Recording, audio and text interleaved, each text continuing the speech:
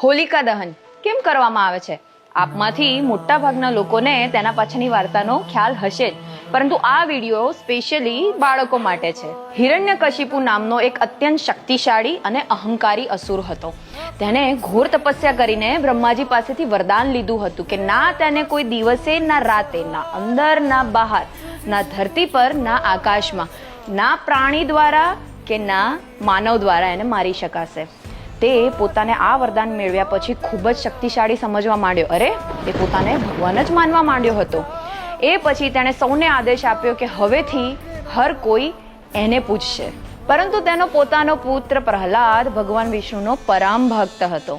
આથી તેને પિતાની આજ્ઞા માનવાને બદલે તેણે પ્રભુની ભક્તિ ચાલુ રાખી, પ્રભુની પૂજા કરવાની ચાલુ રાખી. આથી ક્રોધે ભરાયેલા પોતાના પિતા હિરણ્યકશિપુએ પોતાના જ પુત્રને મારી નાખવાનો આદેશ આપ્યો. અરે, આદેશ તેમણે ઘણા પ્રયત્ન કર્યા, પરંતુ દરેક વખતે ભગવાન વિષ્ણુએ પોતાના ભક્ત પ્રહલાદને બચાવી લીધો.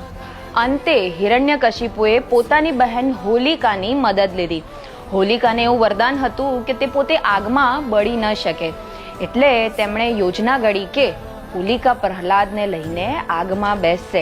યોજના મુજબ હોલિકા આગમાં બેસી તો ગઈ પ્રહલાદને લઈને, પરંતુ ત્યારે પણ વરદાન હોવા છતાં હોલિકા આગમાં બળી ગઈ અને પ્રહલાદને ભગવાન વિષ્ણુએ કશું જ ના થવા દીધું અને પ્રહલાદ બચી ગયો.